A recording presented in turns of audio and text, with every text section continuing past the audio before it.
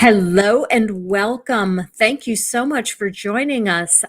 We are here for another episode of Why Are We Here? A program that I started to try to blend our community a bit.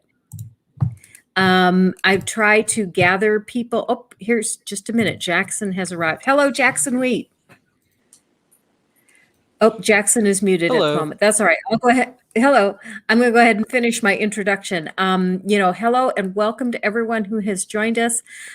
This is another episode of Why Are We Here, which is intended to be kind of a community mixer, a chance to see people that you don't normally see together.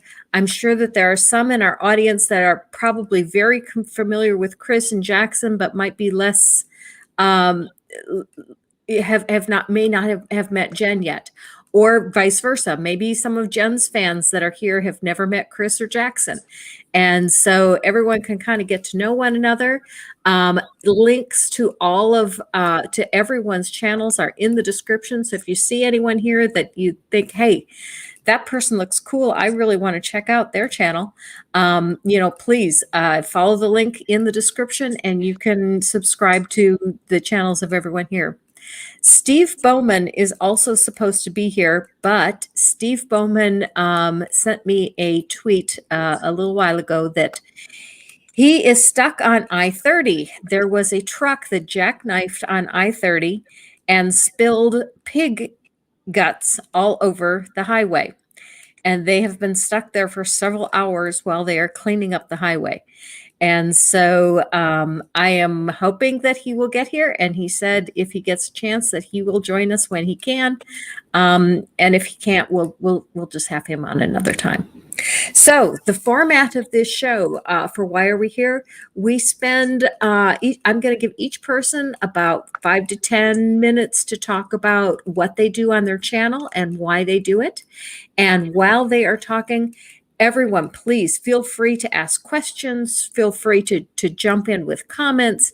And once we have finished going through and talking a little bit about what everyone does and why they do it, then we'll just transition into talking about whatever topic happens to come up or might be of interest or in the news at the moment. So let's go ahead and start with Jen. Jen, tell us a little bit about your channel and what you do and why. Okay, well, first of all, I'm very excited that my tech is actually working today. Because the last time I was on Granny's channel, for some reason, I had no volume. But here we are. So, I started my channel probably 3 years ago. Because I was always watching GE all the time. He was one of the first people that I started watching. And he always said, stand up and use your voice. So I said, heck, why not? So I started a channel. And I started with, my very first series was Into the Alphabet. And I was going alphabetically, one letter, a topic, and a short video about it. And it was anything from, theology, cryptozoology, woo, and explaining it and getting people thinking about it and trying to explain why it's good, why it's bad. I covered everything from apostasy to the churching of women. That was one of my favorite ones, C. And then for O, I did like Ogopogo, the cryptid. So, yeah, so it's a whole plethora. I mean, it's out there. And then I went on and I started doing little different topics on my Spec of Discovery series, which covers everything from going down to Niagara Falls, which is where I live, going down to the falls, walking around, showing people. And then also I explained Love Canal, which people don't know about, which is a toxic dump, which I'm a Love Canal baby. I remember doing speeches about Love Canal when I was in high school. Yeah. And it's funny because the other day I was mapping something to go from here, seeing how long it would take to get from here to the Sterling Renaissance Festival, and my pin pinned me in Love Canal, and I'm like, oh, come on, it's 10 blocks that way, guys. What I have no idea what this love canal thing is. Am I You gotta missing watch some that video. cultural touchstone here? Am I? It's in the late 70s, mid to late 70s, and it rolls over into the 80s, and it was a toxic dump site in Niagara Falls that they paved over and they sold houses on, and then sludge was leaking in the basement and causing a bunch of sickness. Yeah. Hmm. And I have a video on it on my channel if you want to look. Okay. And then, yeah. And then, let's see. After that, I did a whole series of open questions for Christians. And it's just theology questions, belief questions, dogma questions. What denomination are you compared to others? Like, compare yourselves. And I did not answer any of the questions. It's just, I wanted responses. I wanted something to go on, you know? So I have, like, I think 10 or 12 videos of just questions on the screen. Please explain this. What is this, you know? And then my latest venture is I'm going through a book that I found at a discount bookstore, and it's all the patron saints. So I randomly flip a page and I read it and I give my reaction to the story. And some of them are like, and some of them are like, WTF, why is this person a saint? So I've done 24 of them, and that was like the first batch, and now I'm working on the second batch, and there's like 300 or 400 of them in this book. So Wow. And that's it. And my channel is mostly, I want to ask questions, I want to get people talking, and I want to just delve into things that nobody really thinks about. That's my channel. Okay, that sounds very interesting. Steve, we know that you had a bit of a situation on Highway 30 today, and I was telling viewers that they weren't here at the very beginning of the program, and we weren't sure how you were doing. Is everything all under control? Are you home now? Oh yeah, I'm home, and sorry about the loud noise. Sarah's vacuuming. She's going to lay the grout in the bathroom tonight. But yeah, 30. Yeah, somebody slammed on their brakes in a truck that had no top on it, and a bunch of dead pigs flew up on the road. It was rather. Wow. Yeah. Wow. I have pictures of it. 'Cause for those of you that don't know, I work for the state now, so yeah, I have pictures of it, and it's not. Yeah. Not kosher. No. That's all right. Kosher. The smell. Oh gosh. It's like today. No, it's not. It's not that. Yeah, it's bad. It's thunderstorming, and it was like, I think probably about 85 degrees with 100% humidity, so that just added to it. Mm-hmm. Okay, so Steve, tell us a little bit about what you do on your channel and why. I do several things. Most of what I do is like geology education, usually a little bit on high school level, because that's where I think, and I sometimes have a hard time dumbing it down, but I take you guys to places that I think are geologically interesting or that I study usually, but I do other things on the channel too, like dumb stuff, or like the time we were at, where were we? I don't know. We were at a park in Indiana, and Sarah was recording me, and she was recording and I was recording, and I slipped in the creek and landed on my butt, and I turned that into a song because it was a music. So, but yeah, it's mostly just geology education. Like I said, there's other stuff on there, but not too much. I started it, I don't know, it's probably been 5 years now, I think. And, it's hard. It's, people don't generally like those type of things. I mean, I do. And I watch other people's educational channels. It's just, I don't have a gimmick, and I don't really have a theme, so it's kind of hard because I couldn't sell, a gallon of water to an Arab prince lost in the desert, Yeah. So anyway, that's it. I'll let someone talk for a bit. Okay. Thank you very much for coming today. Jackson Wheat, tell us a little bit about what you do. So I started my channel in, I believe it was August of 2016, and my channel is about discussing topics in evolutionary biology and zoology predominantly. Sometimes I will combat creationism in one form or another. And my production quality, I think, is slightly better now than it was almost 5 years ago, but it's hard to tell.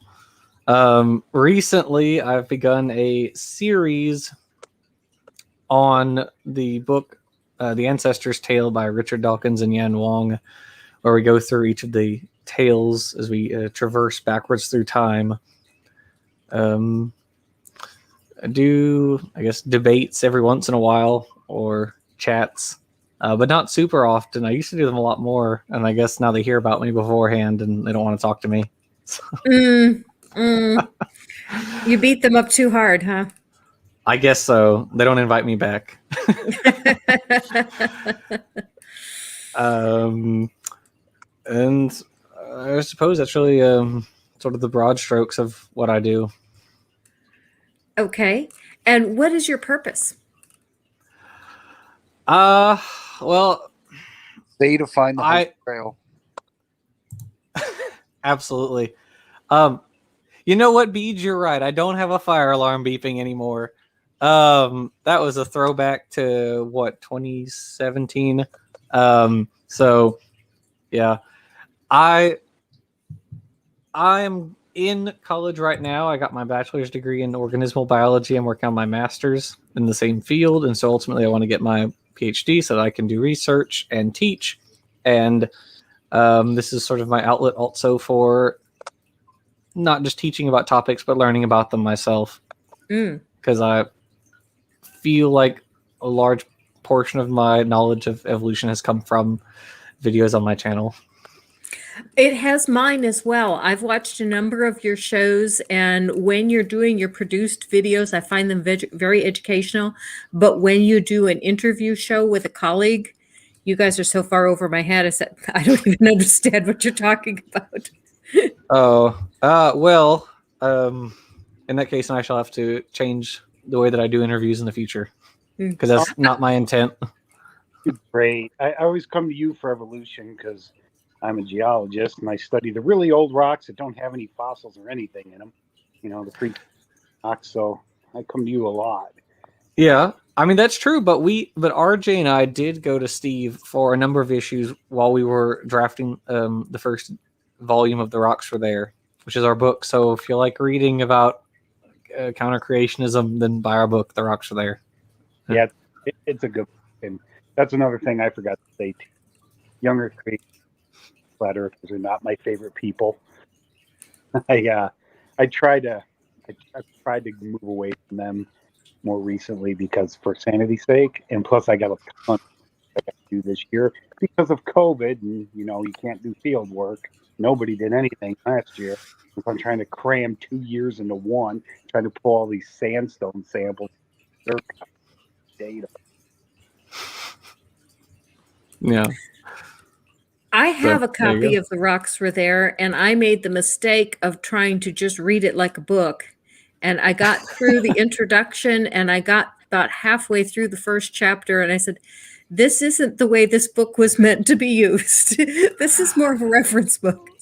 You're correct. It is something more of a reference book rather than just a sit down and read it. And happy to say that Paulogia has told us that he uses it if he's not immediately familiar with some subject, and he'll go thumb through it, see if we have anything on it. And odds are we do. We covered a lot of material in the first one. We'll be covering even more things in the next one. So it's not a small book. I have used it in several of my videos, and each time I have always linked a copy of, to purchase a copy in the description of the video. Yeah, I'm proud of what we accomplished. It was just 7 chapters, and it's a pretty thick book. And there's still a lot left, and then even more stuff we won't, cover in the next one that we have future plans down the road for. So, I prefer the interviews. My big problem with that is always staying on topic. So. Yeah, I've had that problem myself with my own interviews. So is volume 2 coming out soon? That's a really good question. I have no idea. Okay. We're Okay. working on it, is all I can say. And Chris Shelton has been waiting very patiently. I've been listening very interestedly to everybody here. It's been interesting stuff. So, Chris, tell us about what you do and why you do it.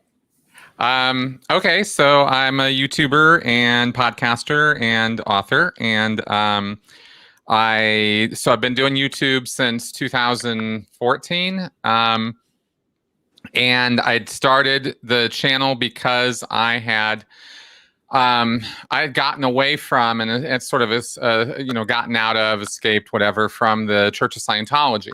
And I was a Scientologist for like 27 years, like a really long time. And I kind of grew up with it, and, it was a part of my family upbringing and stuff. And then I started working for the church right out of high school. And so I was like hardcore right away. And then I got even more hardcore joining the Sea Organization when I was 25. And I did that for 17 years. So that was like working at the Vatican. If you're a Catholic, it was like, you're in the center of it, the core of it, 24/7. That's all I was doing was Scientology. So, and I mean, like, there was no other job. There wasn't something else I was doing. That was all I was doing. So I guess I guess you could say it was like living on a commune, but we had uniforms and, had to say yes sir, no sir, and all that. Anyway, long story short, got out of that in end of 2012. 2013, kind of went down the internet rabbit hole for the first time and found out what it was really all about, because I hadn't had the opportunity to do that when I was in, not to the degree that I could once I was out.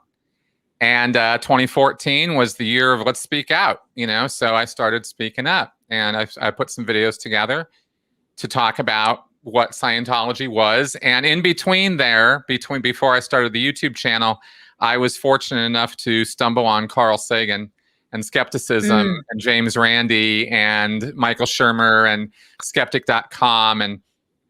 And I was also, for the first time in my life, hit up on meetup.com. And so I found a place to meet people. So I started meeting skeptics. And I was out in Minnesota at this point. So I started getting involved in the skeptic community and read Carl Sagan's Demon Haunted World. And that changed my whole life. I mean, that was just amazing. So after that, critical thinking became really super important to me. So I started kind of identifying with critical thinking rather than, I didn't want to really be known starting my YouTube channel and talking all about Scientology, which is mostly what I've talked about. But I didn't want to just focus on that. And so I wanted to focus on critical thinking because that's what got me out of Scientology. And as I came to learn over time, it's a really useful tool set and discipline to have to get out of any destructive cult situation or toxic relationship or bad science situation or bad medicine situation or anything. Critical thinking is like this universal skill set for that. So I push that all the time. And that's why I call myself the critical thinker at large rather than the ex-Scientologist at large, because I don't want that label for the rest of my life. I'm not a Scientologist, and I'm so far out of it now that I really don't even really think of myself as an ex-Scientologist too much, but I still put that content out there because I'm talking all about now extremism and cults and destructive cults and high control groups and mind control and all that stuff. And not the weird 1950s goofy stuff, but, what propaganda, advertising, influence, stuff like that. This is all how you manipulate people's minds, and you can manipulate them in a good way or you can manipulate in a bad way, but if you're influencing somebody, you're manipulating them. So, you got to, studying this stuff is really interesting. So this is kind of my life now. And so I get the opportunity through YouTube and Patreon and stuff to be able to make a living doing this. And I think that's amazing and honestly kind of delightful because I can't think of anything else I'd rather be doing than helping educate people about what I went through so they don't have to. And also in the process of doing that, find out that I'm helping a whole lot of people stay away from or get out of their culty situations.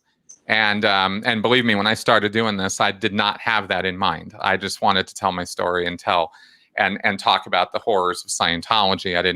It wasn't about me. And over the years, it's been about my recovery from that destructive cult situation. Because decades of involvement is not a small thing, and so it's been a lot of it's taken a lot of work to figure out my place in society and religion and psychiatry and psychology, because those are particularly hated in the world of Scientology. So there's a lot of stuff to overcome, and I have, so my channel's really been, the purpose of my channel has been to sort of chart the progress, not stand on a soapbox and tell other people how it is or what to do or how to think. It's just, well, here's what I've been going through, and here's been my process, and share that with people, and then interview professionals and other cult survivors and high control situation survivors, and look at the similarities and look at the differences and look at the contexts and look at how this stuff actually works for all of us. Because it's become very clear over the years that we're all influenced in various ways. So I try to talk about that stuff. Very good. Very good. Yeah, I didn't know I was going to go on such a roll there, but yeah. Oh, you are more than welcome, because it was all very fascinating. But one thing I'm really wondering is, I frequently call out the NIFB church, and I'm wondering if you are familiar with them. Not by that. What does NISB stand for? NIFB, the New Independent Fundamentalist Baptists. Oh, I've heard of that. Okay. Steve Anderson and the Steadfast Baptist and Grayson Fritz of All Scripture Baptist, Jimenez, I don't remember the name of his church. It's a whole denomination that is so into hate that it blows my mind that they have children in these services listening to these preachers scream about hate. It is. I have gone on record, I guess you could say, I've said many times, and I stand by it, that deep religious indoctrination of children is tantamount to child abuse, and I just don't. I'm not down with that. I don't think that teaching Santa Claus as a reality is a good thing for kids to experience. And if you continue the charade past 7, 8 years old of Santa Claus, then something's wrong. And that's kind of my point with that. It's funny you brought that up. My daughter, when she bought her kids an elf, this elf on the shelf thing, her kids cried. And she asked, well, what's wrong? He says, well, now we've got this elf watching us every day. Right. Thank you for Big Brother on the shelf. I worked in a toy store at the height of Elf on the Shelf. Were they going like hotcakes? Was that? Oh my gosh, we couldn't keep them in stock. That was a fad, man. That was really something. You want, Santa Claus already knows when you're sleeping and when you're awake and when you're good and when you're bad. And now he has a reporting elf in your house. Right. I don't get it. Why would you want to subject your children to that? Well, from the just to I don't know what the term is for the steel manning it. I don't know, presenting the other side, but not really because I'm on their side. They're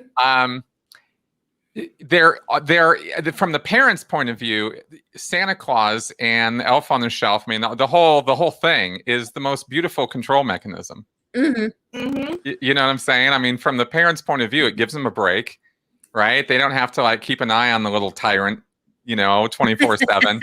And of course, I say this jokingly because children, of course, are nothing but the most pure angels to all of their parents at all times. So I only, exaggerate and jest. As when you say that, I'd like to say hello to my daughter in the chat. Right. Right. So it's a control mechanism, and let's just face it, that's what it is. And again, it's that point of manipulation, right? It's like, well, you got a decision to make on your moral compass. Is this a good thing to do or a bad thing to do? And when does it become bad? Well, I think for a temporary restraining control mechanism on wild little kids, it works pretty good in some circumstances, and that might be the argument that's made. Oh, until their little Godzilla eats it, and that's the end of it.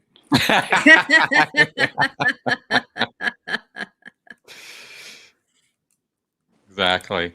Do you know that there's actually psychology? Apparently, unless I've read this wrong, there are studies that show that if you put a picture on a wall or somehow have a statue, some kind of representation of a face, like watching you, that statistically speaking, people will be more honest or follow the rules more because it gives them the feeling they're being watched. Is that why Iron Man is behind you? Yeah, absolutely. I got my god Tony here has to keep an eye on me all the time because you don't know what kind of shenanigans I get up to in here. So yeah, absolutely. Jen, I'm curious. Were you raised? Did you spend a long time in a religion that you came out of? Oh yes, I was raised from my cradle in Baptist. I want to say we definitely weren't NIFB, but I think we borderlined on IFB, like the originals. My whole family was raised Baptist. I'm the baby, right? So my sisters all were off and married, and I was raised in the church. And then by the time I became of age, I became baptized. I taught Sunday school. I taught church school. I taught VBS.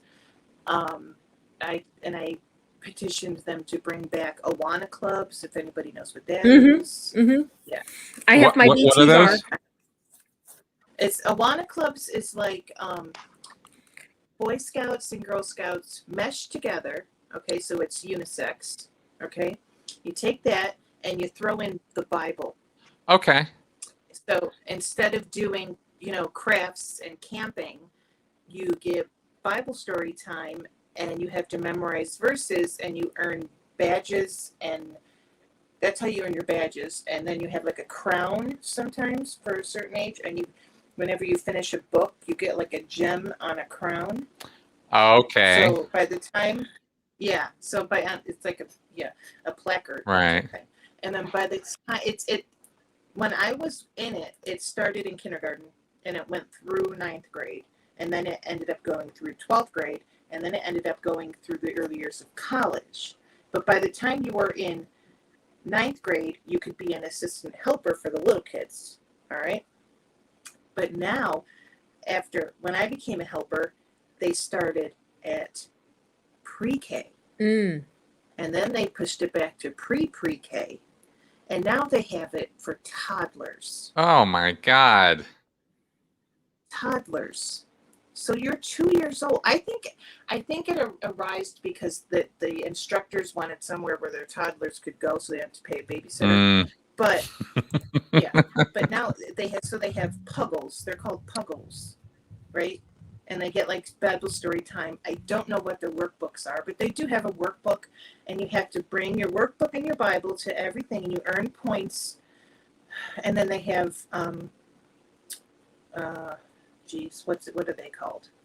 Cubbies, and then Sparkies. Sparkies are fireflies, and then JV, and then varsity, and then I forgot what it's called. Something careers. Something I forgot. I never did it.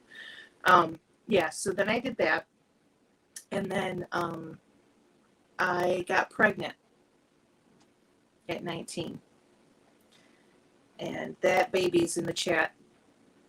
At least she was. And my pastor, who I looked up to, he was a young guy. we finally got like a good pastor, a nice one that wasn't all fire and brimstone all the time. And he called me up because I told the assistant pastor that I couldn't go on the youth group trip as an assistant chaperone because I was over the age of 18. You could come back and help with the youth.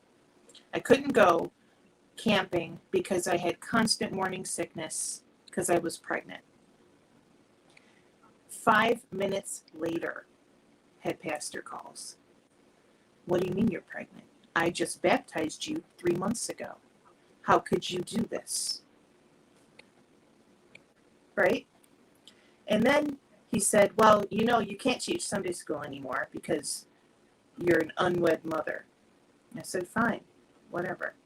So he goes, let's go out for coffee and talk this over. And I'm like, okay, we'll go out for coffee. Like, you have any decision here. But anyway, went up for coffee. And the audacity of this man told me to give my baby to my mother. Then he said, no, she's too old. Then he goes, give your baby to your sister. And I said, that's not going to work. She's pregnant too. We're the same gestation. You know, that's not going to work. And then he goes, I know you have very good family ties and you don't want to give the baby up for adoption to a stranger. He goes, can you think of anybody in your family who would take your baby? Like, he's making these decisions for me without my consent. Mm-hmm. Like, he's trying, like, oh, sorry, my camera is slipping. It's an iPad. It's on a game and supported by books. So then he goes, well, you know, abortion isn't off the table. Whoa. Pastor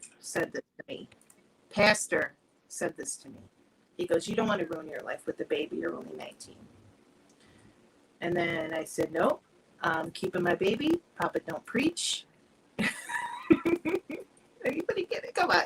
Madonna, come on. I get it. Thank you. And so then 9 months go by. I have the baby. And meanwhile, I was stripped. Oh, and I was also choir director at the time because my major in college was music education. So they needed an interim like choir director. So I'm like, I'll do it. They took that away from me. I couldn't play my flute or sing at church anymore. I couldn't like get up at the pulpit and read nothing. Couldn't do it. I was stripped. And he goes, well, there she is. There's Melody. And then they said, well, after I had the baby, they said, well, you can get all your privileges in the church back if you come up to the front of the church and apologize for having a baby out of wedlock. And I said, I'm not going to apologize for having a baby.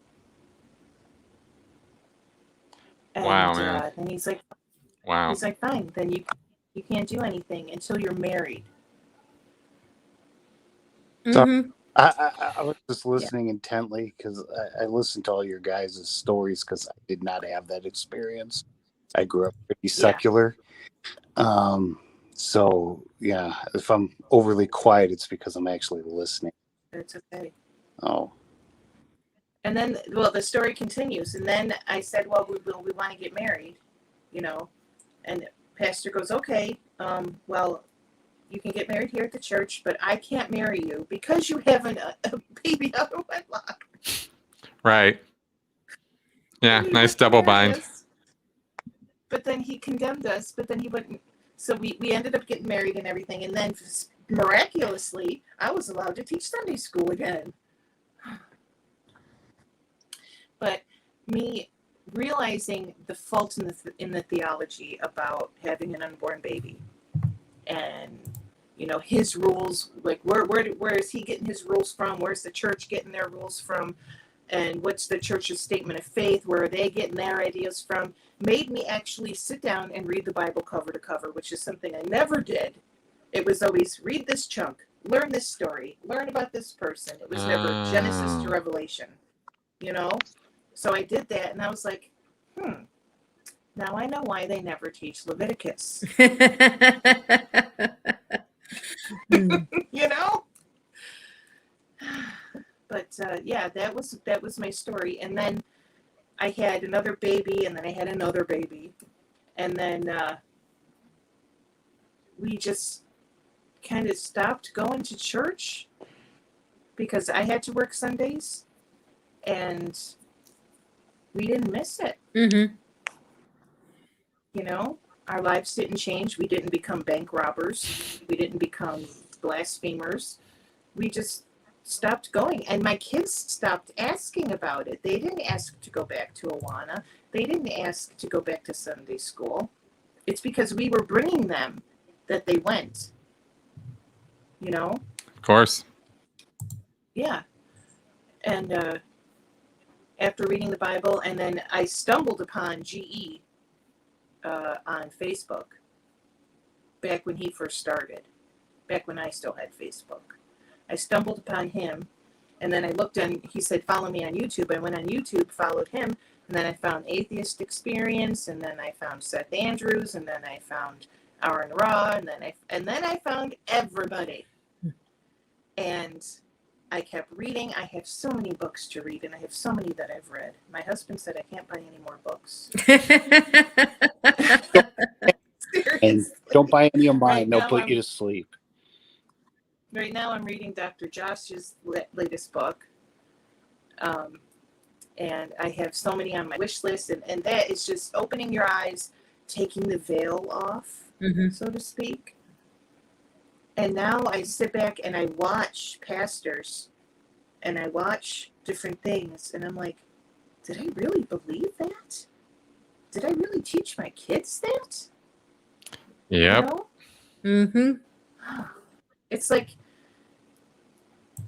it's so surreal trying to watch a church service now. It's so surreal. And funny story, you're going to laugh at this one. When my kids were little, Melody in the chat can vouch for this one. When they wanted to get me up early on a Sunday morning if we had somewhere to go, or they just wanted pancakes, you know, they would go in my room, turn on channel 2, which is NBC, and they had Joel Osteen on at like 9 in the morning.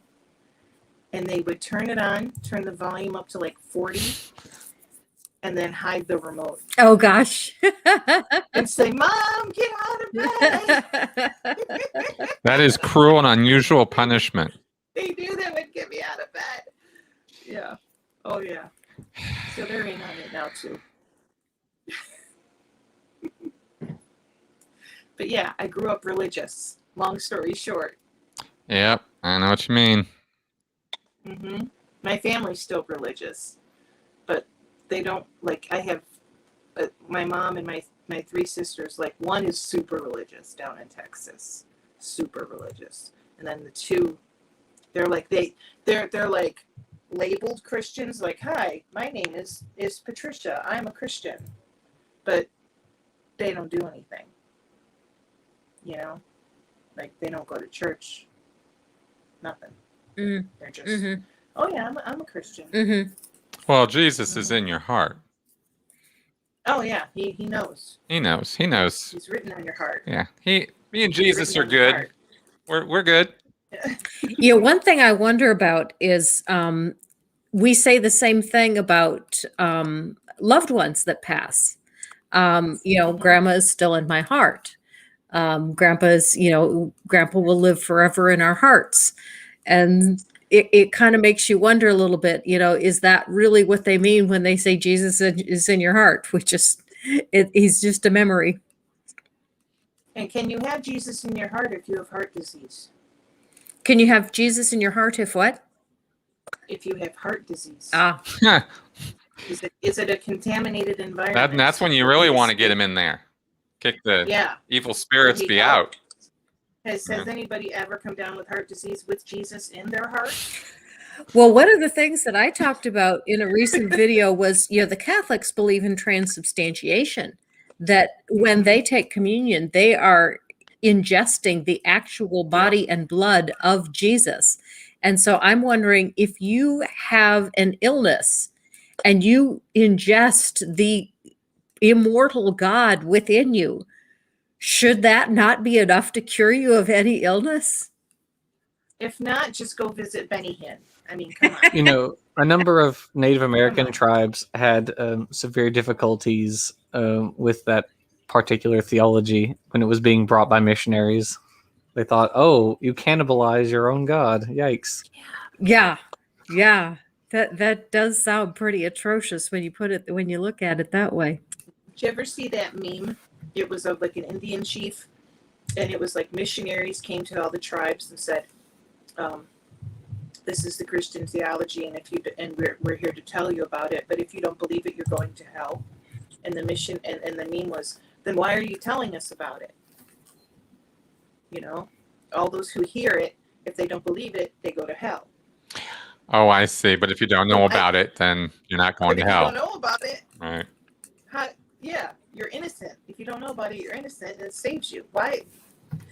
So missionaries are like actually condemning more people than they're helping. Think about it. Mhm. Seriously. Well, I think some of the, if we had to make a tier, I would put the NIFB church at the top tier of the most dreadful of religious groups.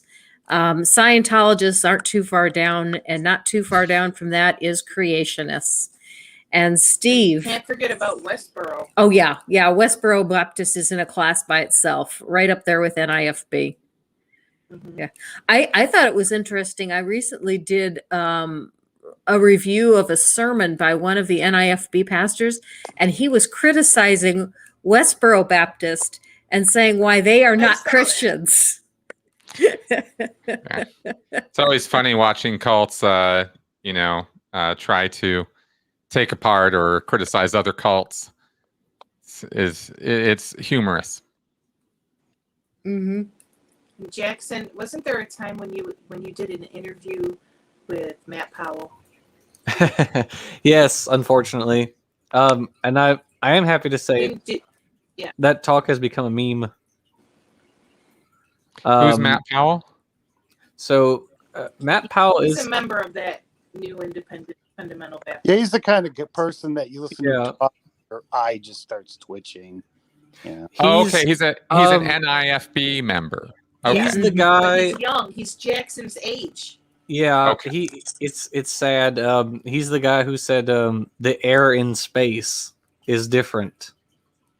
You know, That's one way of putting it. that was that. So I went on. It was Godless Cranium's channel. He and Godless Cranium and Shannon Q were Yeah. moderating it, and so it was Mhm. Matt Powell and me. We were just chatting, and yeah, it was certainly a time. The very first That's thing. funny because I have a funny story. Mm-hmm. I was listening to that exact podcast, okay, in my car on the way down to Buffalo because I had to take my son down to a medical doctor down in Buffalo because he had a concussion. And at the time, he was in middle school, okay? So we're listening to the podcast you were on with Matt, and he's sitting there with a concussion. He goes, "Mom, oh my God, that guy is so stupid. Can you turn this off?" Now, I had to listen to it. I couldn't just drop it off. And he was in middle school. I Concussion. it's funny because Matt knows, I think, going into it that I'm there to talk about biology. And so it's no surprise that the first thing he says is, how do you know that the universe is as old as the scientists say it is? And I'm like, I don't freaking know. That's not my area of expertise. So Therefore it can't be true because you don't know. exactly. In that case, we're teetering over collapse right now. Which is why the only thing we can ever fall back on is the Bible. There you go. True. Or you can add, I know it because I know it because I know it. That's right. If English was good enough for Jesus Christ, it's good enough for me. Ooh, I understood that reference. There we go. Mhm. I got one today. It's just you just the struggle for me, I mean, not to get too highbrow or whatever, but the struggle for me is always the struggle of wanting to maintain tolerance and maintain compassion for my fellow man when they are saying things with such force, with such, ferocity that are so patently stupid. You just like, my God, I would prefer a life where I never had to know that another human being thinks something like this, much less you're telling it to me. It's just so horrifying sometimes. But I mean, because I study some pretty crappy stuff. I mean, I'm not just talking about your run-of-the-mill Christian. I mean, some of the more extreme stuff is pretty nuts. And then you're like, but no, Bill of Rights, human rights. Yes, this is, we must let this occur. But boy, does it deserve a good. These people deserve a good talking to, at least. Mm-hmm. Mm-hmm. It's the least we can do. Give them a good talking to. And that is the answer. That is the ultimate answer to the question of why are we here? Yeah. We are all here ultimately to give them that talking to from several different perspectives, from a geology perspective, from a biology perspective, from a former perspective, from a mother's perspective. We all have our different perspectives. Exactly. More articulately than I would have. I would have said put a boot up their backside, but yeah. Got to keep those human rights front and center, It's the only thing that keeps me balanced at this point. Mm-hmm. I will admit that I understand their position because they do not understand the difference between abiogenesis and evolution. And when I first deconverted, I didn't either. And the first time I was watching a video, it was either Viced Rhino or Aaron Ra, and they started talking about abiogenesis. I had to go look it up. I didn't even know the meaning of the word. Well, if I might be so bold, I might suggest that perhaps the problem might be a bit more fundamental than that. And that it might be more of the fact that they seem to not be able to recognize, and this is not just, with religious believers, but the difference between a fact and an opinion. Mm-hmm. That seems kind of a big one these days. I think Chris has got a good point there. And Jackson does this too. We have to repeatedly tell people what a scientific theory is. Yes, you sir. You have to repeatedly tell people what a scientific theory is over and over and over because it doesn't sink in. They don't realize that, things like arguments and analogies are fine for the courtroom and starting points, but in the scientific method, they have no place. And they just don't understand. And they don't understand, even though people work in professions where they use words we all use to mean something differently. But for some reason, they can't accept that scientists do this. And and I don't know why that is. Well, in fairness, it's not just them. Although I think you're right. Certainly the normal usage of theory versus the technical usage of it are different.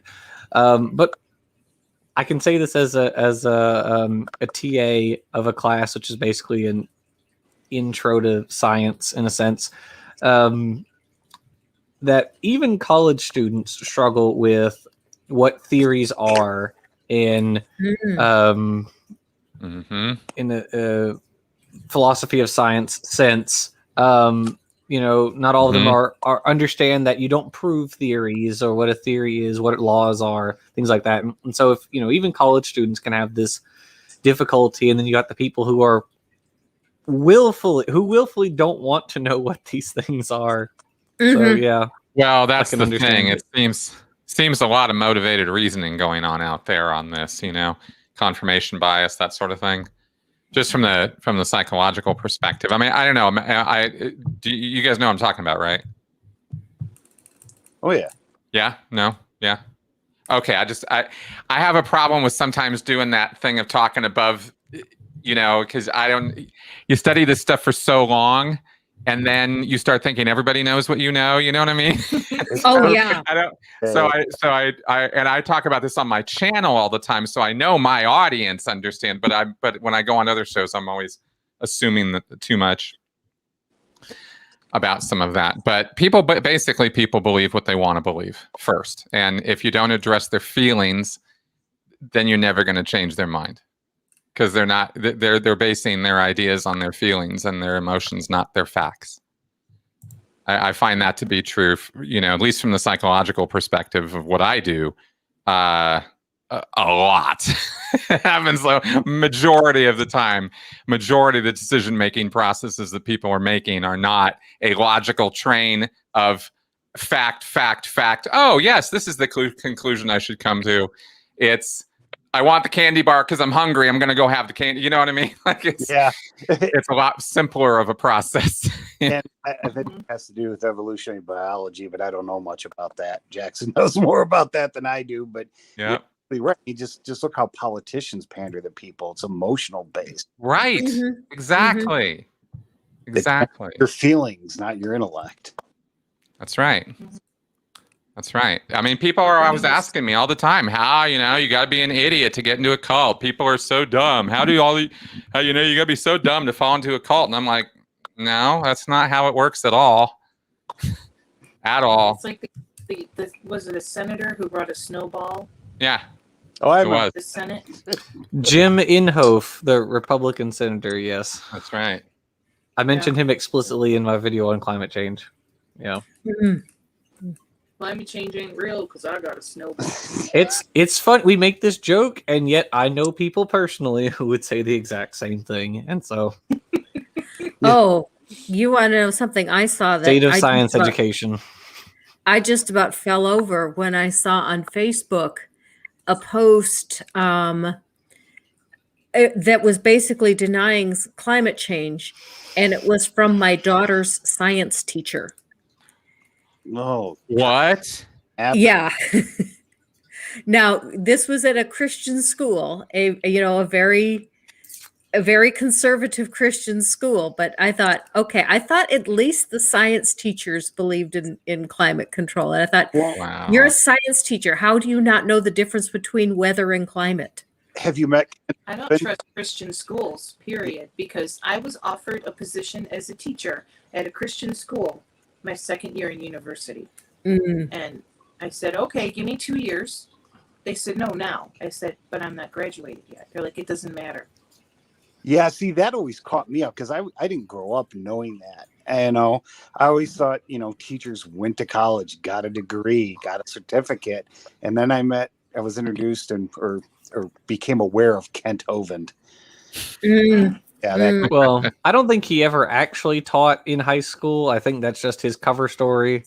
Yeah. It's Dr. Kent Hovind there. Oh, well, we know he never got an actual, a legitimate degree from anyone. Have you read his Yes. thesis? Yes. Mm-hmm. Oh, is Dr. Kent Hovind's doctorate bullshit? Oh, Yes. Oh, yeah. Yes. His doctoral Yeah, thesis begins, "Hello, my name is Kent Hovind." Oh, for Christ's sake. For Christ's sake, Ken. I would get strangled by any of my professors if I started a thesis that way. So no, I would rather start my thesis, "Call me Ishmael." That might get me at least some marks from the literary department, if not from the science department. I often wonder if Kent even knows what an abstract is. I highly doubt it. I doubt it. Yeah, no, these guys. I doubt don't he's get ever read a technical paper about anything ever. No, he's always the textbooks. He never anything about paper. Which he doesn't read either. He doesn't read the textbooks either. And so, yeah. He picks one page from a 1991 textbook. Incidentally, when I saw that Facebook page, my youngest had already graduated, so I didn't bother, Oh, okay. with anything because Right. I said something on Facebook, but nothing further because we were already done with the school. I ran into a flat earther English teacher at a school on Twitter. Just rando. I just totally not looking for it at all.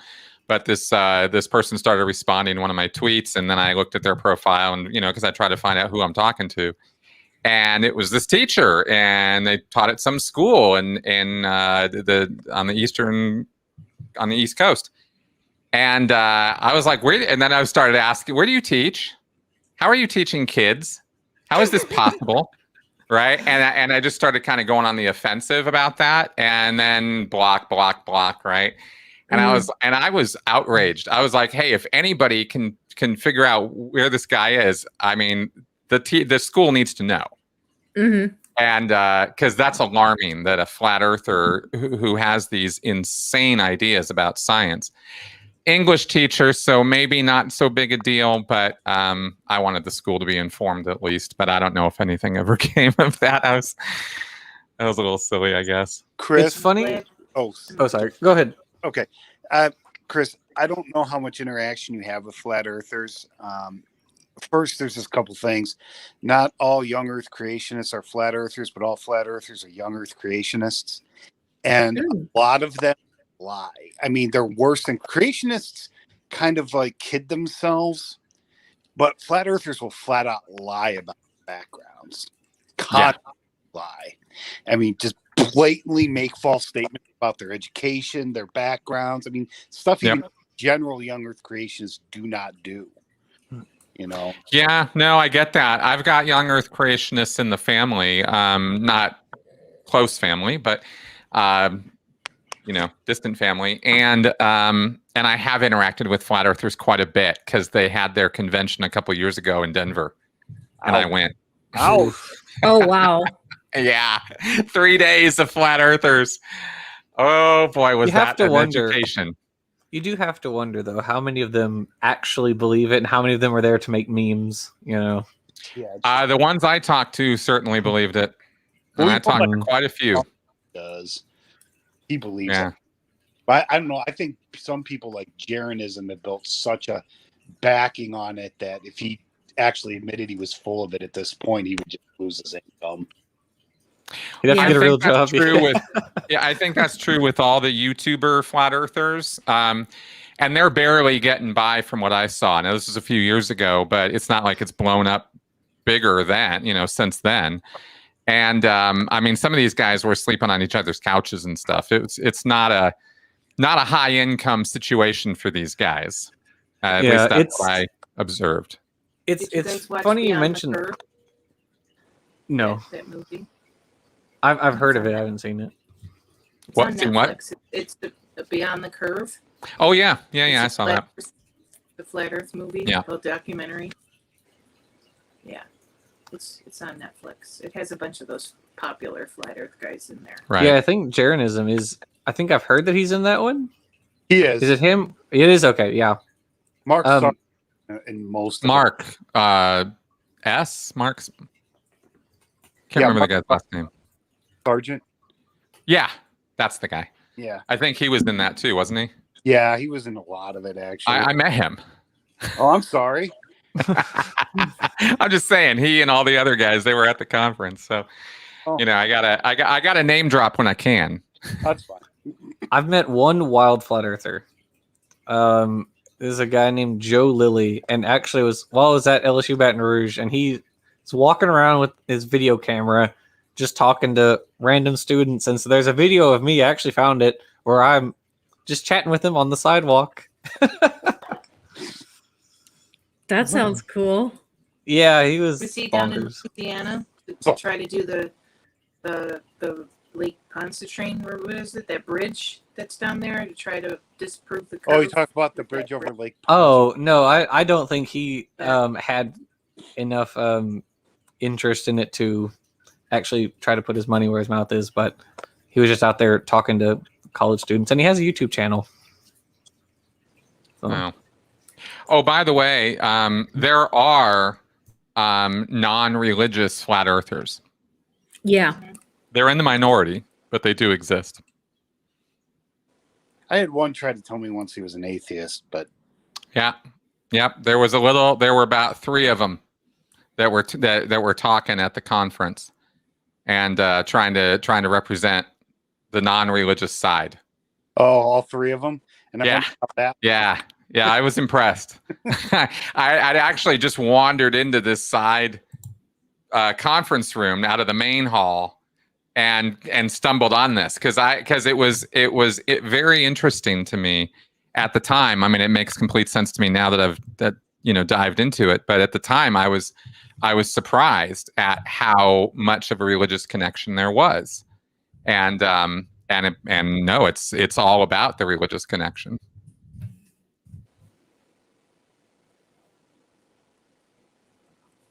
Oh, sorry. I was trying to say something and I don't think anybody. Did you guys hear me?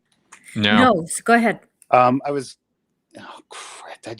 My brain just failed again. Sorry. It'll come back to me. I swear, maybe, kind of. I don't know. Oh, if anyone has any questions, I'll answer them the best that I can. Are we allowed to? I can't type in the chat. Is that just under your control, or? I have had that issue whenever I have been on somebody else's stream, that I can type in my own chat, but not someone else's. And so what I have always done to fix that problem is to run the stream from a second tab so that I can type into the chat from the second tab. Mm-hmm. And if you noticed at the very beginning of this program, you had a bit of feedback, and that's because I was on my second tab and I didn't have it muted. And so as soon as the show came on the second tab, I had to mute that one and then come back to this tab. Oh, okay. I remember what I said now. Okay. Hey, Chris, when you were at the Flat Earth Convention, did they have snow globes for sale? Right. They had an impressive amount of merch, actually. There was a whole room of it. There was some wild stuff. There was fanfic sort of stuff. There was like alternate history fiction works that were not fiction works, right? A lot of religious stuff. They had a poster size list of 100 quotes from the Bible that support flat Earth. Did they have a model of a flat Earth? Yes. They had a clock of a flat Earth. The guy who makes clocks of flat Earth, of the flat Earth model, and just models of the flat Earth model, different kinds, he brought those. Did anybody? Oh, you know that guy who died in the rocket? Yes. Who took off? He was there. Oh. I actually met him. With his rocket, he brought it. This is before the catastrophe, of course. I think we all saw that one coming. Some of us tried to talk him out of it, but it didn't do it. Yeah, I thought it was the most ridiculous thing I'd ever seen. I mean, it was awful. Oh, did anyone eat a pizza and say they were eating the planet? Yeah, the one thing that I've always wondered about flat Earth is how much depth do they think the Earth has? There's different ideas. Okay. Yeah, there's different camps. It's kind of unimportant. It's not like there's schisms over it that I've seen. But there are different camps. There's different schools of thought within that world about the nature of the rest of the universe or the rest of the world. And by thought, we mean smoke a lot of weed and misinterpret a lot of Bible quotes. Yeah. Well, watch a lot of Mark Sargent videos that lead you to the idea that taking a level on an airplane is a good idea, stuff like that, right? Because you're going to prove, the flat Earth. So. I think the thing they don't understand is when it comes to the Earth, it's actually something measurable. It's data. It's not a theory. It's something you can measure. It's like having the argument of, is Steve 5 feet 11 inches? No, he's not, because it's just ridiculous. It really is. It's very frustrating, but again, it's people don't really know the difference between a fact and an opinion. Right about that. Right. Yeah. If you have a flat Earth model, and if we lived on flat Earth and we drilled down deep enough and made a hole into the bottom of the Earth, would we all be sucked down into it like opening a door in an airplane? No, not probably not, because you couldn't drill down far enough anyway. But if you did, most of the ideas seem to be that there just is nothing else. It's just solid mass all the way down. Oh, an so ice then wall. Earth isn't flat; it's a cylinder. No, because it could be on a flat plane of infinite proportions or something. Or maybe there are other Earths, other Yeah. planets, these little dimples on the Another flat plane, Earth underneath us. like right? we were- And then they say like being on a sphere or oblate spheroid in space is too crazy. Yeah. All right. Right. That's right. Oh, it's impressive watching the brain strain go on when you start asking questions. I thought some people's heads were going to explode. I was trying really hard to not antagonize people, and I think I succeeded, but some of my questions were definitely, creating some discomfort and a lot of I don't knows and doesn't matter and go ask Mark, kind of stuff. I'd like to steer our conversation back a little bit to young Earth creationism, especially Yeah. since Steve and Jackson have so much expertise in combating some of those ideas. One question that I would have, and Steve, I don't know if this is your area or not, but one of the ideas that I've seen recently, and maybe it's much older, but I have not been exploring these ideas for very long, is the idea that there are underground lakes or oceans in the rocks, and that even though there isn't enough water on the planet for the flood to have happened, that these deep oceans could have come up through the rock, and that could be the source of the water. Here we go. Geophysics. And the answer to that is, I'll be nice. No, that's not possible. The Earth, there is such a thing as groundwater, and in our everyday experience, most of us actually, for water, if you have a well in your yard, that's where you're getting it from. There are caverns in the upper crust, karsts and things like that, but we don't have those in the deep crust or in the lithospheric mantle, which is the top of the mantle. The crust and the lithosphere work together in plate tectonics. And then you get the mantle below that. How do we know there isn't oceans and caverns down there? Well, we have these things called earthquakes and seismographs and seismology, and we can pick up these things. Matter of fact, it's how we know the mantle is actually a solid and not a liquid. I know a lot of people are taught that. There's even a lot of earth scientists that don't realize that the mantle technically is a solid. It's not a liquid. How do we know that? Because primary waves will go all the way through the planet. Shear waves will go through the mantle, but not at the outer core, which is a liquid. You can't shear a liquid.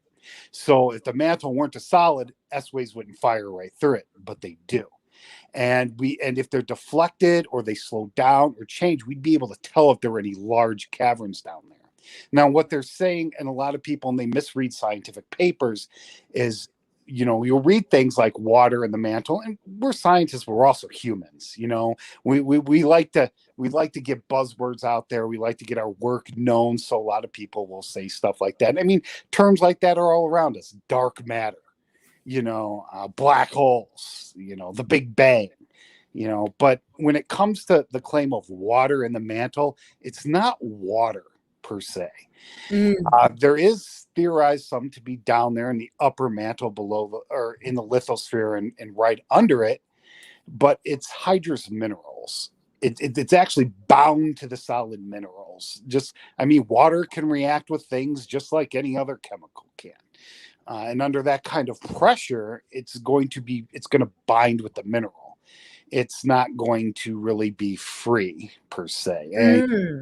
So, and don't get me wrong, the crust has fractures in it and that, and adding water to, how do I say this? I don't want to say the mantle because that's not correct. Some water does get brought down in subduction zones, and that water, when the two plates collide and one rides under, that friction and that water will actually lower the melting temperature of the rock and cause magma to rise. So, but that's actual water. That's not bound in the minerals. It doesn't become bound in the minerals until it becomes in the mantle. And we still argue about how much is down there. Creationists like to sit there and say, oh, yeah, see, it all just came out from the fountains of the deep or whatever nonsense that has no backing to it. And it just all kind of squirted up. But you got to unbind out those hydrous minerals. You can't just fly it up. When you free water from something, from a rock under that kind of heat and pressure, you tend to melt the rock. So you'd be getting magma up with this as well and all sorts of stuff. But the estimates vary how much is down there. So until we could get a better understanding, or hopefully soon somebody will actually be able to drill down into the mantle. We've been trying to do this forever. Some of you may be familiar with the Kola Super Deep. That was the old Soviet Union / Russian attempt to drill into the mantle, but they picked like the worst place on the planet possible. They should have done it in the ocean where the crust is thin, but they opted for thick, tectonically active continental crust just east of Finland. They couldn't have picked a worse place. Anyway, I think I'll shut up for now. Oh, no, this is fascinating. I find this absolutely fascinating. Because I've seen this question a couple of times, and I've searched for articles, and I've read a couple of articles, but nothing that was close enough to the point that I could really catch the point from them. Also, Steve, we have a question for you from the chat. And that is, have you ever had a feeling of awe with geology? A diver now believes in a creator because he saw a crystal cave, even though he knows how it was formed. Is there kind of a spiritual experience with geology? I'm sure some people probably have. I mean, I am at awe with some of the things I see, but I don't, I'm not going to jump to the supernatural when I see it. Like, I went to college at Illinois State, and usually we went as far north as we ever went was Baraboo, Wisconsin, which, by the way, I know that place. Good. That's the mecca of structural geology. Before we even knew about plate tectonics, we figured out how you can predict folds, and that's where it was figured out. We figured out mountains in Baraboo, Wisconsin, not the Rockies, not the Himalayas, not the Alps, in Baraboo, which I find interesting. But yeah, I mean, and as I grew up and started doing my own research, I mean, I am blown away by some of the things nature can produce, especially up north. Fortunately, me and the wife are polar dwellers as it is. So we're going to Greenland next year. But yeah, there's just some stuff. I mean, it blows me. I mean, I've seen stuff that even in college I didn't even realize existed. That's why self-education beyond your degree is always important too. That's for sure. Hey, can I ask you guys, when you guys debate or get into it with young Earth creationists and believers and stuff, then has it ever have you changed hearts and minds with your work? Yes. And what's worked? What if people told you was like, oh, that was the thing that got me? The thing I think about it is one of them did not know who I was going into it, and so they were just unfamiliar with me. In total, I was just kind of brought in as another person. This person who I and a friend of mine, by the end of this conversation, we managed to convince that evolution is true, young Earth creationism is not true. And honestly, I'm not entirely sure what it was that we said, which was, I think you have to be in sort of, I guess, and I'm sure this is probably true of anything, but in sort of a mental state to be able to change your mind. Well, you know what I mean? Absolutely. No, absolutely. Yeah. And you can create conditions that are conducive to that or create conditions that are not. Yeah. And usually debates and stuff are not. So I'm curious Yes. how that was overcome, or what happened there. He came with questions for us. Like, I don't know if you guys know Steve McRae, but basically Steve brought the Dapper Dinosaur and me on, and he told us, okay, you're going to talk to this guy who's a creationist. And so this guy just brought a list of questions, and he just asked us the questions, and we did our best to answer them. And it was sort of, there was another one we did, that Dapper and I did, and we talked to this guy. He was more of an intelligent design advocate rather than a full-blown creationist, but we also managed to show him, hey, yeah, not right. I think it's really just kind of being in that, because I've debated creationists who are just there to, I'm coming in to destroy you, I'm going to make you look bad, right? And those aren't going to help. Not the people in the discussion. Maybe the people watching might see this and think, wow, he was a total jerk, I don't want to be like that guy, or something like that. I think in a lot of cases debates are just theater, which isn't necessarily bad, but it also often isn't conducive to changing minds. But in these cases, it was more just sort of almost the one-on-one with this person, just like answering their questions, and that's what helped. Got it. Good for you. I'm glad you did. I honestly don't know if I ever have. I don't really debate that much anymore for my sanity and the fact that I need to search. But I mean, you can kind of tell who's actually inquisitive and seeking knowledge, as opposed to some Yahoo who's just there to try to make you look stupid because he thinks he has all the answers. Right. Like Jackson's scenario, that guy came with questions, which is better than 99.9% of every young Earth creationist. Usually it's just yelling at you. I have an argument you've never heard before. Want to bet? Where do monkeys come from? Oh, and by the way, I am not Steve McRae. A lot of people confuse us because we're both like the same age and look the same. I've had people send me emails and be like, "Debate me, fool," and I'm like, "Who are you?" Because my first name's Steve, and they'll be like, "McRae, you fool." I'm like, I'm not McRae. What are you talking about? Oh. Yeah. Wow. I believe it. That's kind of hilarious. I come at it from a different angle, and I'm fairly new to this. I have only been an atheist for 2 years. I've only been doing YouTube for 1.5 years. But the thing that started me on the journey away from theism was when I started focusing not on myself, but on everybody else. And I thought, the only way that theology works is if you keep the focus on yourself and what God has done for you. But when you start focusing on what God isn't doing for everyone else, that's when I find that it starts to break down. And that's when it starts to crack. And I find Calvinists to be the easiest target because they're determinists. And if God decided before the foundation of the earth that this person A is going to be saved and person B, C, D, E, and F are all going to hell, how is that just?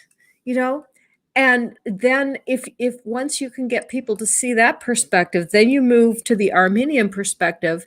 And I like to point to the duress. As long as God has the threat of hell over people, how can anyone make a free choice to love and follow God? They're making a choice under duress. And that by definition is not a free will decision. And once I can put a couple cracks in the theology, that's when you turn to the young earth creationism and you say, look, the whole Bible is not inerrant.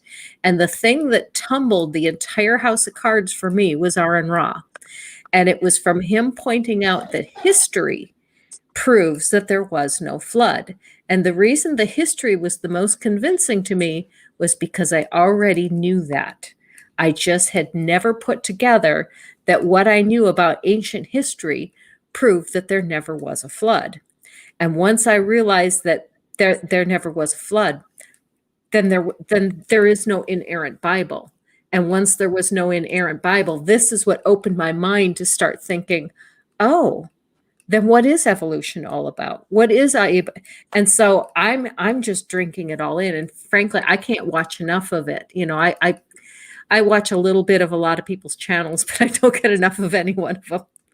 You can never do it all. You know? Was it that episode, the one I'm thinking of, he did a few years ago?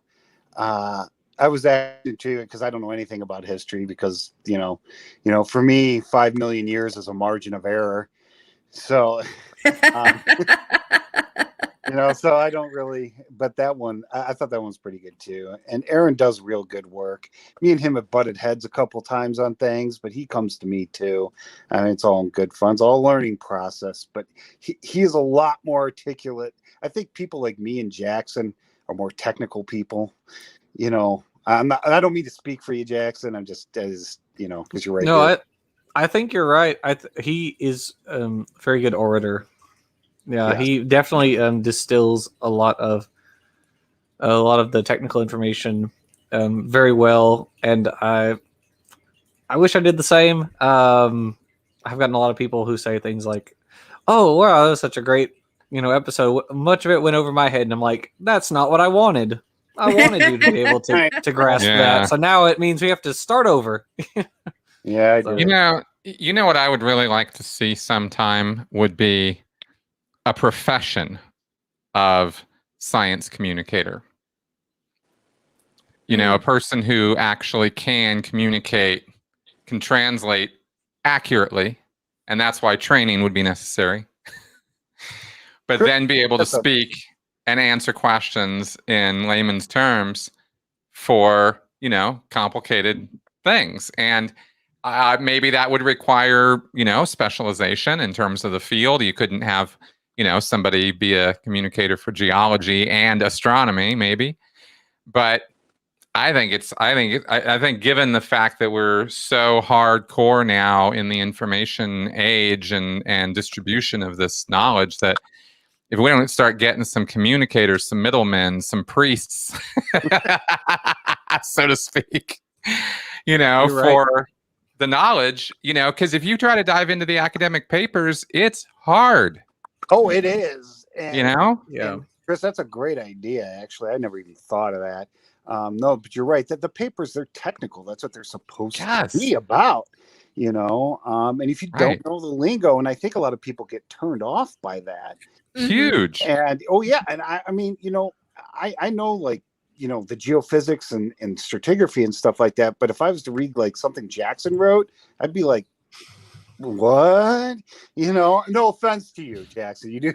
I'm just saying. Hey, you have read what I've written before, in fairness. And it's I'm not gonna lie, it took me several times sometimes, and I had to look a lot of things up. Hey, some of it I also had to look up, or a lot of it with regard to geology I have to look up because I'm not a geology person. And so we had a couple of times where I would send something to Stephen for the rocks were there in our first volume, because the creationists were making some argument. I had no idea what they were saying. And then I sent it to him and he was like, I think this is what they're saying, but I'm not sure. Oh yeah.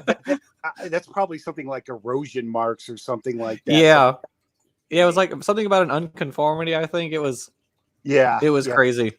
They there's some terms that they use that we do not use at all, that they've created the waters. Polystrate, mega sequences. It's like these are not standard geology terms. These are terms creationists made up. Yes, the term geologic column isn't even something we really use. I personally don't have a problem with it. It makes sense, but it's actually a combination of two separate things. It's geologic time scale and the stratigraphic column.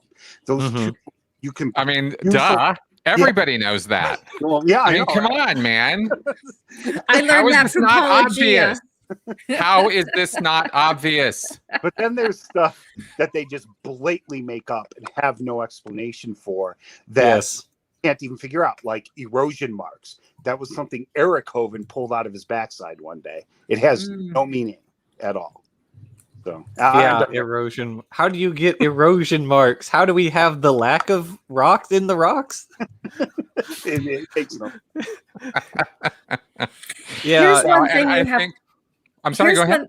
here's one thing you have to kind of keep in perspective and why it's so difficult to get things at the right talking level is like when I came out of religion. Okay, I graduated from high school in 1979, and I got my undergrad degree in mass communications, and I have a Juris Doctor. But the only science classes that I took in all of undergrad was I took Biology 101 and I took Chemistry 101 for non-chemistry majors. And that's it. Those are the only two science classes that I took. So when you think that when I finished my doctorate and then went into law practice, anything discovered in science between 1979 and today, I've never even heard of. And that's a lot. Right.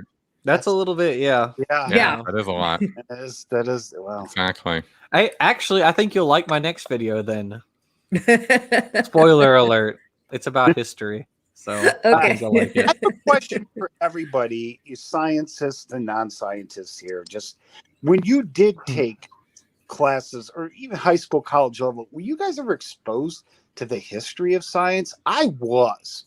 And I don't know if this is more of a 21st century thing, but I talked to a lot of undergraduates and things like that who are scientists and geologists, but they aren't taught the history of like geology or science in general. Is this a new thing? I'm actually at a loss because I was taught it. I did. You know, I learned about Mendel and Marie Curie and all of that in high school. Mm-hmm. Okay. So did I. I can remember being taught about the early physicists taking physics and stuff. Okay. Like that. Yeah, I remember learning about Newton and from the Renaissance and the Enlightenment and that whole period of scientific revolution. The Enlightenment, everything forward from there, Ben Franklin to Thomas Edison to Tesla to computers, all of that stuff was covered in my education.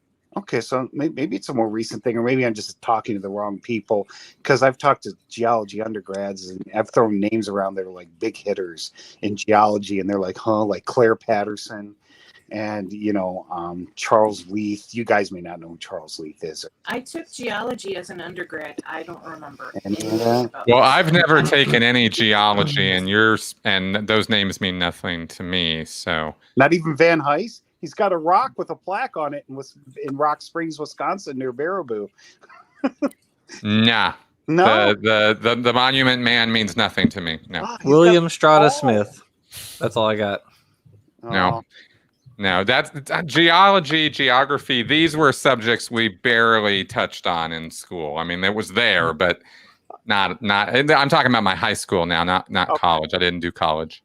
I'm doing a master's now, but I didn't do the 4-year thing. That's fine. That's everybody's favorite. How about Nicholas Steno? Does everybody know who that was? Yeah, Okay. principles of stratigraphy. Yeah. Yes, it's something creationists also never understand and misrepresent, and don't realize that in science we don't just think that at certain ages we have these things. We can actually like cross-check the laws of stratigraphy with this thing we have called radiometric dating. Stephen, even before radiometric dating, you had like index fossils and those sorts of things. There are zero, I had to turn my hand there, creationists who will get down with me on index fossils. Zero. I actually put up a challenge. There's a little short video, I think it's been like two or 3 years now, where I said, hey, if any creationists want to come on and talk about index fossils and how they utterly obliterate young Earth creationism and the global flood, I'd be happy to talk about it. Zero. Nothing. Gotten zero. Yeah. The same So- thing. Hey, You're right. you guys want to know how L. Ron Hubbard in one sentence destroyed the entire concept of carbon dating for Scientologists? Was it with that bad 80s commercial he had? No. This was in a lecture that he gave in the 1950s. Oh, okay. How? Okay. And the reason why carbon dating doesn't work Mm-hmm. and is inaccurate, really, not that it doesn't work, it's just very inaccurate. The Earth and the universe is far older than anybody believes, according to L. Ron Hubbard, which obviously must be true. And the reason why is because They never really got the right amount of carbon. They misestimated how much carbon there is in the universe. And so this whole concept of degraded carbon being able to tell you a time story, right? Nah, it's way off. It does do that, but they're way, way off in how much carbon. And that's why all of that is meaningless. And I am ashamed to tell you, as I sit here right now, that I believed that for decades. I've got one that's just as bad. And it came from one of these little track booklets that somebody gave me on why you cannot believe in evolution. And what it said about carbon dating was that once they did carbon dating on a live mollusk, and the result was that it was 50,000 years old. And because of that, I believed that carbon dating was fake. There you go. And Jackson, I think have you heard that before? Jackson. What? Jackson knows that one. Oh, he Yeah. does. But Was it a chick track? muted for right Yes. now. Dang, I want to come back, Jackson. We need you here. But I can fill in a little bit. The thing I've noticed about young Earth creationists too is they don't realize, number one, we have about 24 different forms of radiometric dating. Like I don't even touch carbon. That stuff's Yeah, too I dumb didn't for me. know that until I saw Vice Rhino. Yeah, I mess with uranium lead. That's what I do because I mess with the Precambrian rocks. Like when I said, 5 million years is a margin of error for me, I wasn't kidding. Because and a lot of them, they try to put everything in the context of carbon dating because they think, yes, it is half-lives and all that. Yeah, that happens with all radioactive elements, but it's not. The processes aren't always the same. Oh, he's got it there. Yeah, that's it. 1967. Wow. Wow. But I hear them apply terms that have to do with carbon dating. They have nothing to do with uranium lead at all. Like the whole thing with uranium lead dating is that when you form this mineral called a zircon, you can't. Uranium can substitute for zirconium, but lead can't. So any lead that's in that mineral is from decay. That's, you can't, blowing air on it from the atmosphere or hitting it from radiation isn't going to change that, and it's really hard to contaminate a zircon. It's almost impossible. And that's something that they don't even really realize because, you're testing zircons, you're not working with organic material, you're working with inorganic material.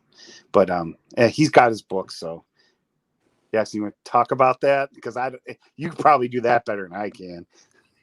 Oh, it was just you meant yeah, that's Alice Granny mentioned the book, and so she mentioned that she had a. It was just in one of those little tracks, but it was probably taken from that book. Yeah. Yeah, this I was given this, believe it or not, in high school, and I have read it. It's a tragically bad read, and I think that it's also very serendipitous that I got this because I did a book. We wrote about it in the book. I did a video on genetic entropy, and one of the things about creationism is that at its core, it's a theological imperative. It's the theology has to be right no matter what the science says. Mm-hmm. And so the interesting thing about this is this book makes a claim. It says organisms are degrading, the population, the genetics is degrading over time.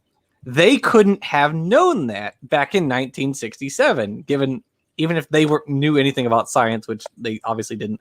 But even if they had the best science in 1967, they couldn't have known that. It wasn't possible.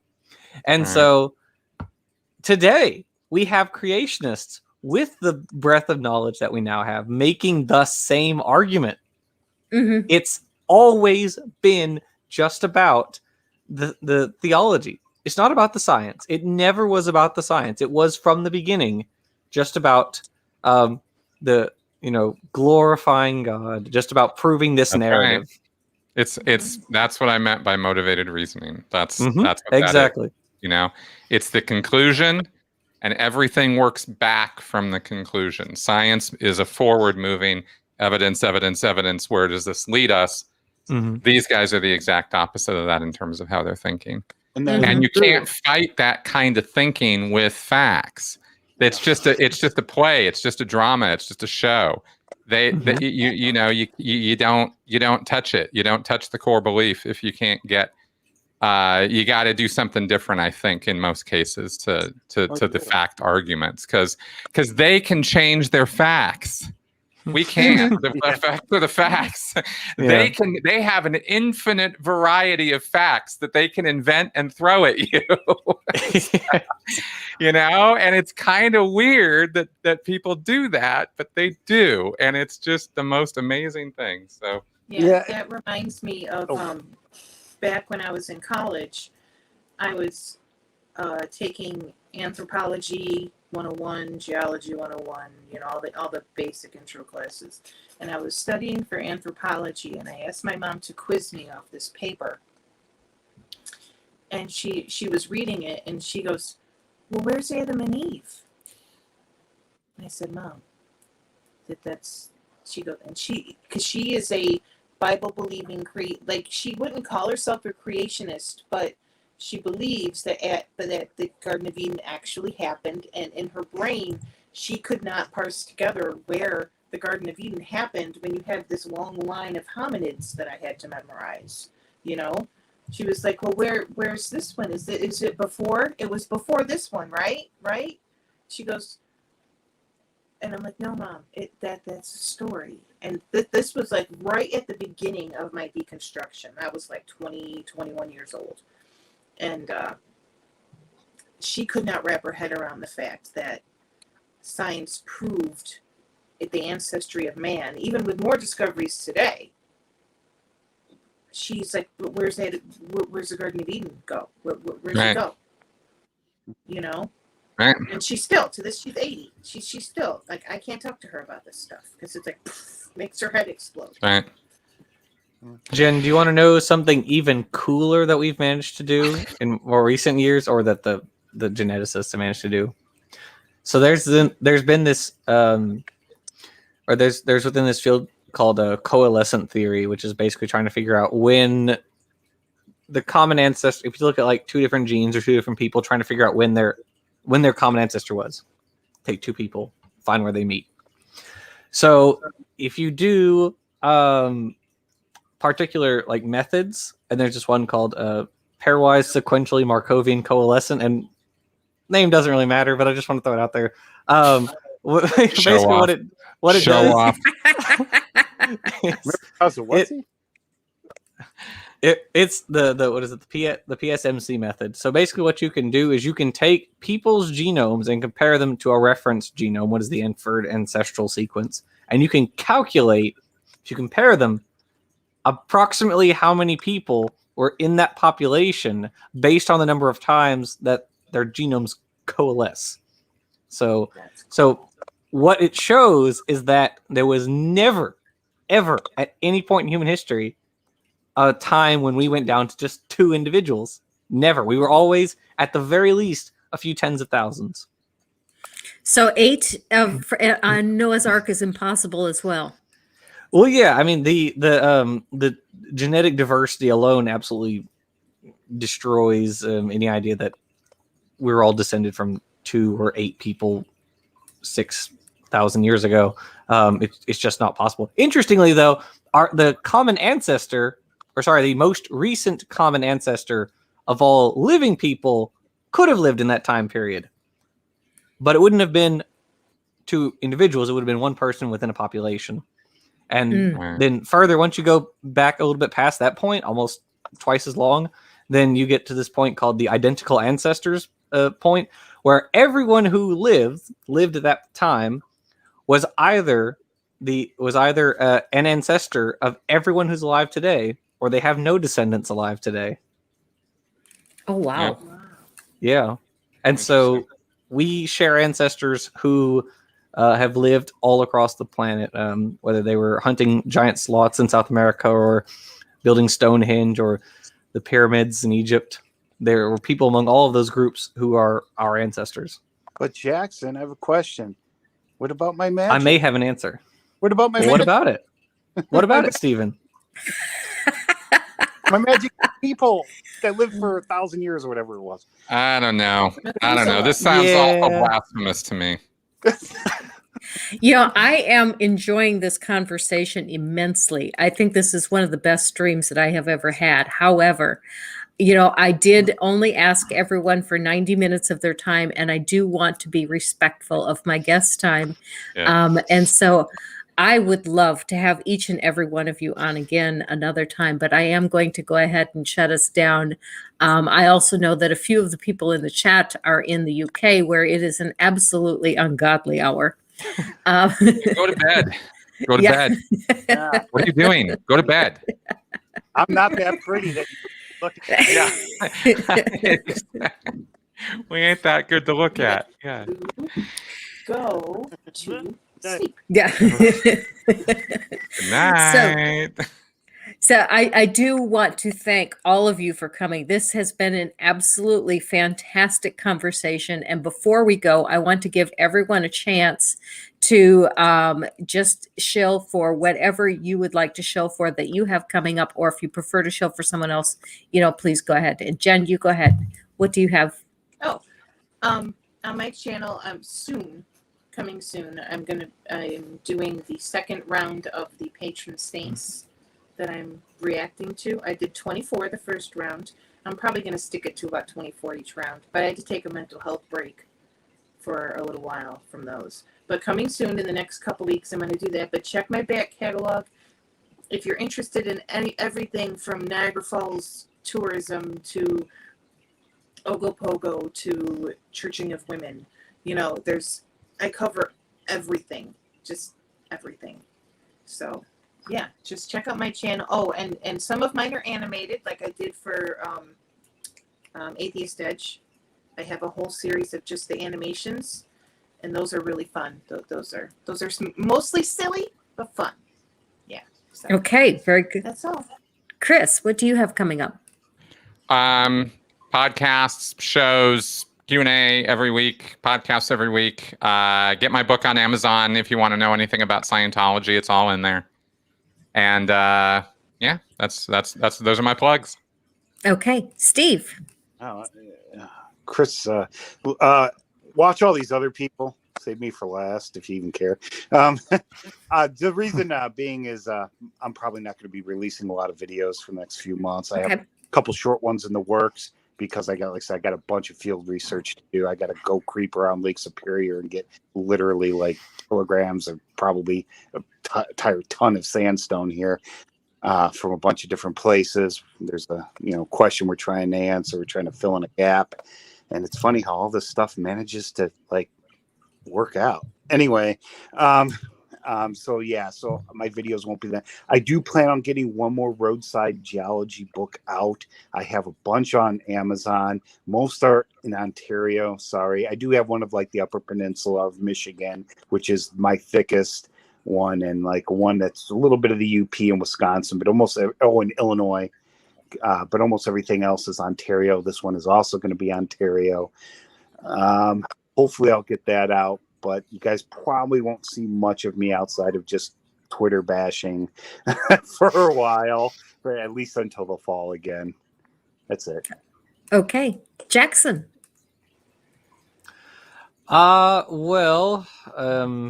Couple of collaborative works in the near future, and then back to the Ancestors Tale series. That's going to take me a while. It's going to take me a little while. There's only like around 60 videos I think that are going to ultimately be in it. So a little bit. We're on like 4 or 5 now. So Wow. Okay.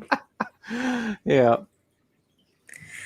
Okay, what I have coming up this morning, I did a movie review. Believe it or not, one of the NIFB churches, Steadfast Baptist, has put out a full 2-hour documentary on the sodomite deception.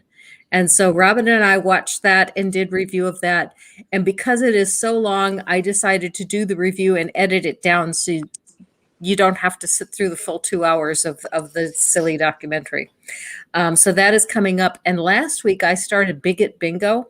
And that was kind of fun. And we had 3 people get bingo and a couple people started competing for a full card, but they didn't get a chance to finish. So we are going to finish Bigot Bingo and see if anyone else could get a bingo and see if anyone else can have a full card.